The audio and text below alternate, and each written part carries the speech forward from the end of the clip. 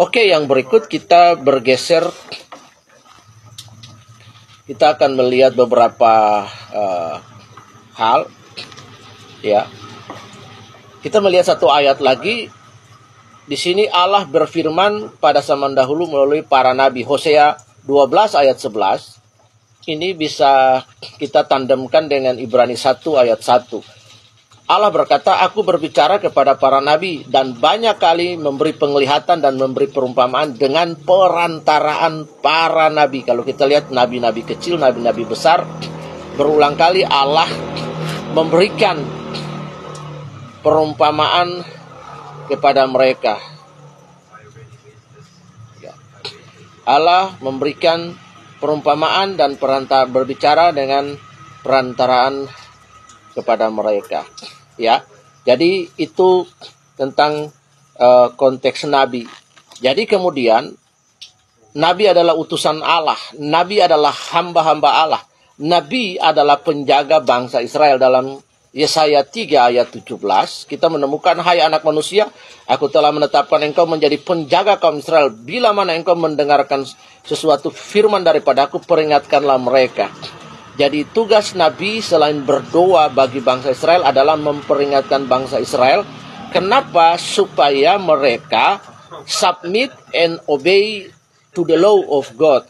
Nah, mereka tunduk kepada firman Allah, kepada Torah yang mengikat mereka. Nah, Torah yang mengikat mereka, terutama mereka setia kepada Tuhan Allah. Ya, Yahweh Elohim itu. Karena di dalam relasi dengan mereka, maka ada covenant yang pertama yang mengikat mereka itu dalam Shema Israel.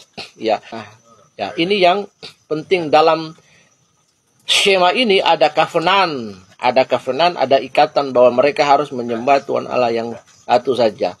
Ketika mereka keluar daripada covenant ini, mereka rebel, mereka berontak, mereka tidak obey, maka Tuhan akan mengizinkan bangsa-bangsa sekitar untuk menjajah mereka. Nah, kalau kita lihat di dalam kitab Hakim-Hakim ini, maka kita akan menemukan dalam kitab Hakim-Hakim itu ada 15 hakim yang tidak taat kepada 15 hakim yang membawa Israel kembali untuk taat kepada Allah.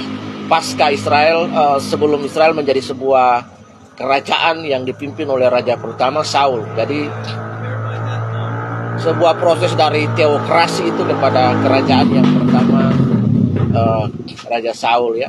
Di 15 hakim-hakim ada Otniel, Ehud, Samgar, Deborah, Barak, Gidon, Tola, Jair, Yefta, Ebsan, Elon, Abdon, Eli, Simpson, dan Samuel. Nah, ini yang penting sekali, ya. Jadi di sini kita melihat bahwa Allah mengurung istilah nabi itu hanya dalam relasi konteks dengan Israel. Jadi kalau ada di luar Israel, maka yang menggunakan istilah yang sama, maka kita harus bertanya kepada mereka, pengertian nabi itu apa? Jangan sampai memakai istilah nabi, karena nabi itu eksklusif punya Kristen, dan juga nabi itu digunakan dalam konteks perjanjian lama atau the Old Testament. Nah, kemudian 600 tahun sesudah itu ada orang yang menggunakan kata nabi. Maka jadi pertanyaan, apakah pengertiannya sama dengan Kristen? Apakah definisinya sama dengan Kristen? Apakah konsekuensinya sama dengan Kristen? Syaratnya sama dengan Kristen atau berbeda? Nah, ini harus menjadi pertanyaan. Nah, ini yang penting sekali kita pelajari supaya kita memahami istilah kata nabi itu dengan baik dan benar. Kemudian nabi juga ada others name from the prophet atau nabah, itu abdi Allah. Kita dapat menemukan dalam 1 Samuel 9 ayat 6. Tapi orang-orang ini berkata kepadanya, tunggu, di kota ini ada seorang abdi Allah yang terhormat. Segala yang dikatakannya pasti terjadi. Jadi nabi juga artinya abdi Allah. Jadi segala perkataan nabi itu pasti terjadi. Saya tidak tahu nabi di luar Kristen. Apakah nabi di luar Kristen perkataannya pasti terjadi? Teman-teman yang menggunakan akal bisa menjawabnya sendiri. Ya. Karena 1 Samuel 9 ayat 6 berkata bahwa segala yang dikatakannya terjadi. Seorang abdi Allah, seorang nobleman, seorang yang terhormat, apa yang dikatakannya pasti terjadi. Kenapa? Karena memang Nabi itu perkataannya terjadi. Nah, apakah Nabi di luar kekristenan perkataannya juga terjadi? Who knows? Ya, jadi ini yang kita lihat. Yang kedua, digunakan kata nabi-nabi Allah dalam Esra 5 ayat 2. Pada waktu itu mulailah Serubabel bin Sealtiel dan Yosua bin Yosadak membangun rumah Allah Yerusalem. Mereka didampingi dan dibantu oleh nabi-nabi Allah. Dalam peribadatan kepada Allah, maka orang Israel di situ juga dibantu oleh para nabi. Para raja Israel biasanya dibantu oleh para nabi sebagai the seeker, sebagai penasihat. Nah, dalam hal-hal urusan rohani selain keimamatan yang hanya dipegang oleh suku Lewi atau para Kohanim. Nah, kemudian di sini kita dapat melihat berikutnya adalah nabi yang kudus di situ.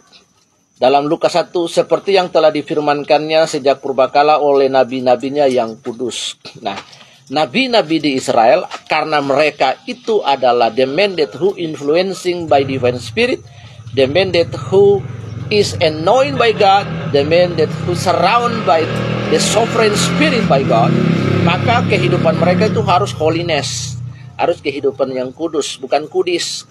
Ya, apalagi berurusan dengan selangkangan. Nah, ini yang tidak bisa sekali diterima. Itu istilah nabi di situ. Nabi itu kudus. Iya. Tidak ada urusan selangkangan-selangkangan di sini. Ini yang paling penting, the most important things. Kenapa? Karena nabi itu bergaul dengan Allah. Natur Allah itu kudus. Hanya orang yang kudus yang dapat berrelasi dengan Allah di situ. Jadi orang-orang yang digerakkan, seseorang yang hidupnya kudus, hidupnya berbeda. Nabi-nabi yang berbeda di situ. Kita lihat. Kemudian nabi juga disebut pelihat. Ini berbicara tentang orang yang memiliki vision. Dalam 1 Samuel 9 ayat 9. Dahulu di antara orang Israel, apabila seorang pergi menanyakan petunjuk Allah, ia berkata begini, marilah kita pergi kepada pelihat. Sebab nabi yang sekarang ini dahulu disebut pelihat. Ya. Kemudian yang berikut lagi di sini dipandang sebagai orang yang kudus. Karena itu para nabi itu sering kali disebut syadik. Ya. Para syadik. Nah, para syadik ini cirinya salah satunya adalah yang dijumpai dalam kitab Ayub. Ayub adalah seorang yang saleh, seorang yang takut akan Allah, seorang yang benar di mata Allah.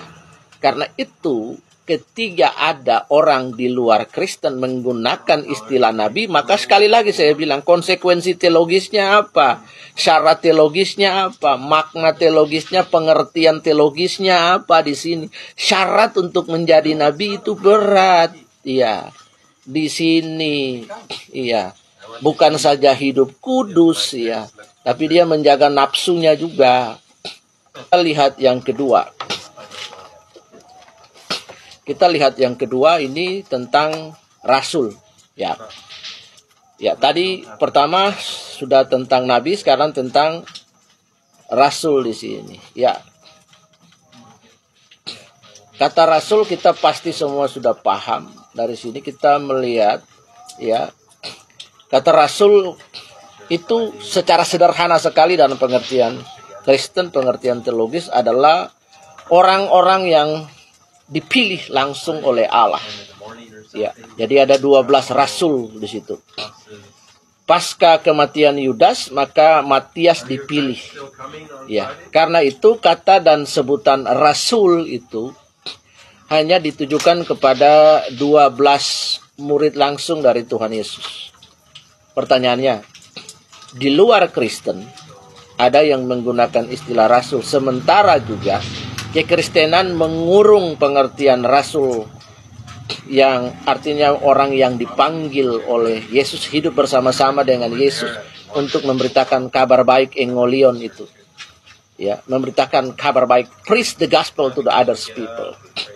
Nah, ini yang penting kita pahami di sini. Jadi kalau ada di luar Kristen yang menggunakan